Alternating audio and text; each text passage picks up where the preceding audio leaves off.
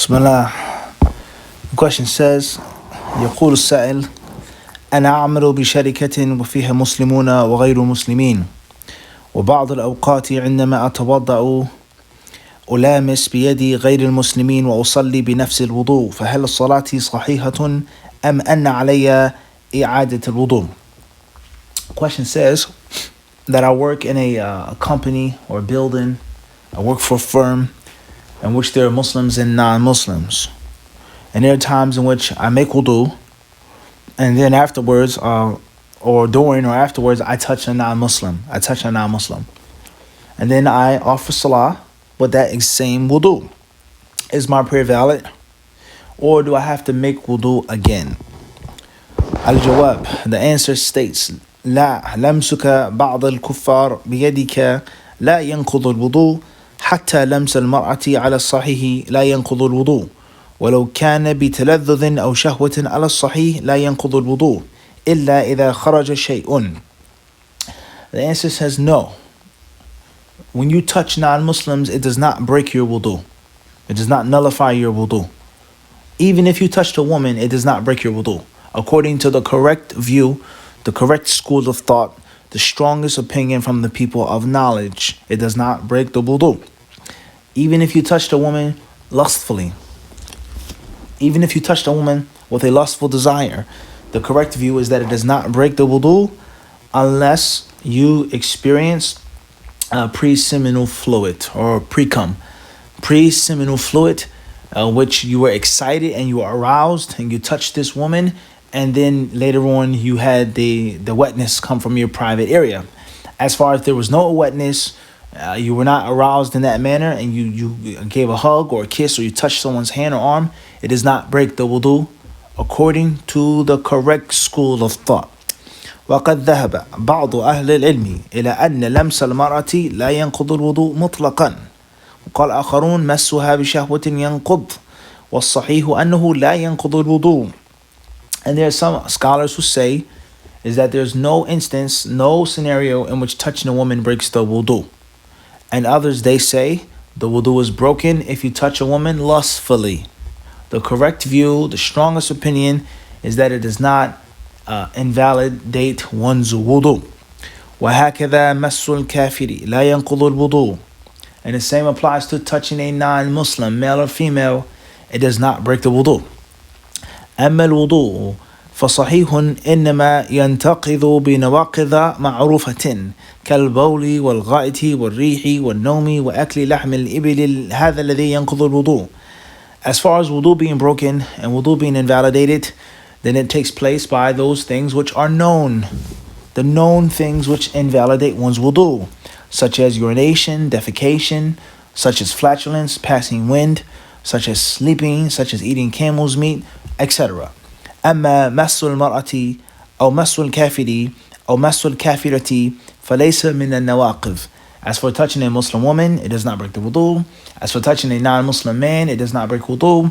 As far as touching a non-Muslim woman, it does not break the wudu. لكن ليس لك أن تمس المرأة التي ليست محرما لك فلا يجوز لك مس المرأة سواء كانت كافرة أو مسلمة إلا إذا كانت زوجة أو محرما. أما مس امرأة أجنبية منك كافرة أو مسلمة فليس لك ذلك. He says, furthermore, is that you're not allowed to touch a woman for whom you're not a mahram. You're not allowed to touch a woman, whether she's a believer or a disbeliever. You can't touch her unless she's your wife or unless it's your sister, your aunt, yani someone that you are a mahram for. As far as touching a woman who's ajnabi, then is unlawful, whether she's a believer or other than a believer. You can't touch her. أما قوله تعالى أو لامستم النساء فهذا معناه الجماع وليس المراد به اللمس باليد كما قاله جماعة من أصحاب النبي صلى الله عليه وسلم وغيرهم منهم العباس كذا رضي الله تعالى عنه فإنه فسرها بالإجماع. وذهب بعض أهل العلم إلى أن المراد بها مس اليد كما قال ابن مسعود ولكن الصحيح أن المراد بها الجماع لا مس اليد. As far as the verse in the Quran al-Kareem in which Allah the Mighty and Most High says concerning wudu and concerning ghusl and concerning not praying, Allah says أَوْ لَامَسْتُمُ النِّسَاءَ, or you have touched women, then the correct understanding of this verse, the correct interpretation, is that it pertains to intercourse. As if Allah is saying, or you have had sex with women, you've slept with women, you were intimate with women, and not just the sheer act of touching a woman. As was stated by many companions, from them was Al-Abbas, the Mufti says here, and perhaps that's a typo or printing mistake, as is well known that it was Ibn Abbas, radiallahu ta'ala anhuma. He says, and other scholars from the Salaf as well, they held the view that it was literal touching of the woman, such as Ibn Mas'ud, radiallahu anhu. However, the correct view is that it is intercourse and not just the sheer act of touching a woman with the hand. This fatwa was given by Sheikh Abdul Aziz Ibn Abdullah Ibn Baz rahimahullah ta'ala. A few points of reflection regarding this beneficial fatwa. First and foremost is the practicality of this issue. You may work as a doctor. You may work in an ambulance, EMT or whatever the case may be, COVID. Okay, a woman may touch your hand, you get change at the gas station or the corner store, at the supermarket, a receipt. A woman may pass out and you have to pick her up or help her out. You may have to stop a fight. Someone is beating up a woman. Allahu Alam, what could take place? Because one may say, why are you touching a woman, ya akhi? Anything can happen on a daily basis, a practical level. You could be a school teacher.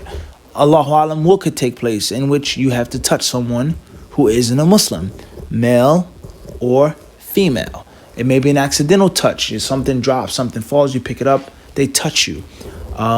You may go somewhere, and obviously COVID is a little different nowadays. Things are different, but in general, before COVID pandemic, you may go somewhere and hold a door for an old lady, and she touches you on the arm and says, thank you, you're a gracious young man, you're very polite, okay? Or you may be somewhere and you say something and the lady laughs and she touches you, it makes you uncomfortable, but it can happen. It can happen, that's the point. The point is that it can happen. Or you may go to the hospital, especially in COVID time, and there is no female doctor. There's only a male doctor. There is no male doctor, all right? There's no Muslim doctor, okay? A woman, whatever the case may be, Allahu Alam, anesthesiologist is only a male. Allahu Alam, what could take place in which a non-Muslim could touch you, or the opposite sex touches you, the same sex touches you. So it's a very practical fatwa. And we see here in this fatwa that the Mufti, Sheikh Ibn Baz, rahimahullah, he employed several different techniques with regards to mentioning the difference of opinion, with regards to mentioning his view on what's the strongest opinion, with regards to mentioning the khilaf of the Salaf, how the Salaf differed on different issues, and how they had different interpretations on different issues. Khairan, also, last but not least, we see here is the thoroughness of the fatwa, that he covered all ends. He left nothing open, whether it's a mahram, non-Muslim, man, woman, kafir, so on and so forth. He covered all ends, clarifying that you can't touch a person who's not your mahram, even if she's a believer, you can't touch her unless you're a mahram for her. Allah subhanahu wa ta'ala surely knows best. Walhamdulillahi Rabbil Alameen.